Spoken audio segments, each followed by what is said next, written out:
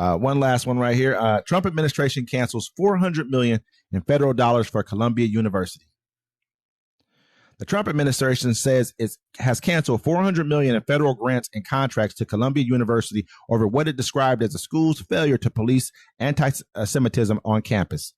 The cancellation was announced Friday in a joint statement from the Department of Justice, Department of Health, and Department of Human Services, and Department of Education as well, and the U.S. General Services Administration. The decision was carried out, the statement said, due to the school's continued inaction in the face of persistent harassment of Jewish students. It's unclear what programs at the school may be affected by the cancellation. The statement said the funding pullback was the first round of action and that additional cancellations are expected to follow.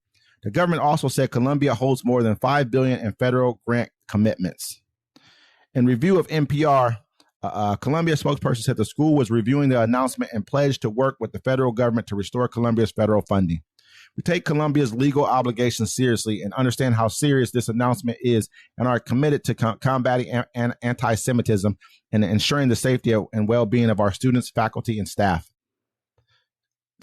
To me, this sounds like extortion.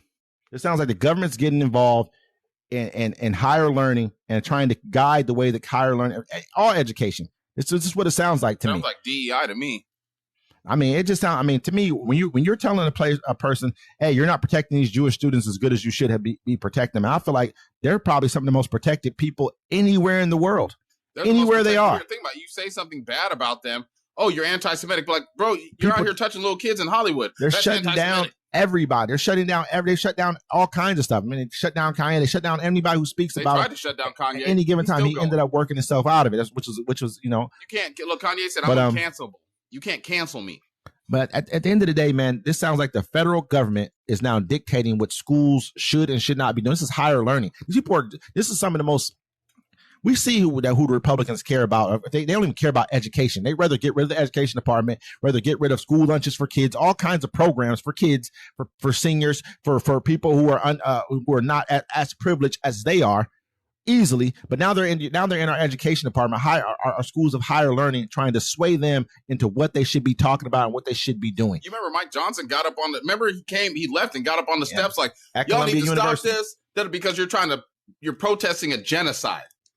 You know what I'm saying? Because the people that are doing the genocide are somehow a super protected class here in America for no other reason than that they have money. That they spend money with AIPAC. Let's just be real. Let's look at it like this. So basically, the federal government understands what's going to come next. The schools are going to be who really goes after Trump for his agenda. Whatever his agenda may be, whether it's going in here and it's killing even more people in Gaza, whatever your agenda is normally the kids that lead the way. They're the ones who step out first and start protesting. They don't want to see that. They want to make it so they can run on these campuses, beat these kids, treat them however they want to, you know, and then tell they're like, no more face mask either. Why? So you can start telling them they're not going to get jobs and treat people like however you want to treat them. This is actually what Netanyahu and those guys said. They don't want our kids to be able to wear face masks during protests. Remember they drove around trucks with their faces on the side of them, trying to show out, oh, these kids don't give them jobs anywhere. Not only that, there was another guy too. I think it was Bill Ackman. Came out and said, hey, we should have the names of everyone who protested so we can make sure they don't get jobs on Wall Street because you guys have businesses in this country. I don't care. I mean, if your allegiance is to Israel, go to Israel. Deal with that. Period. Don't come in our country telling us who you're not going to give jobs to. Just as quickly as other places have gotten you out of there, we should start looking towards who's right for our country and who's wrong.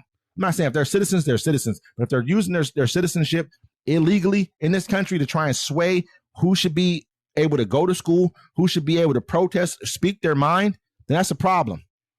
We should look into that. That's just my personal opinion. Yeah, no, I'm with that. And with that, folks, we're going to see you next time. This is Uncommon Courtesy once again.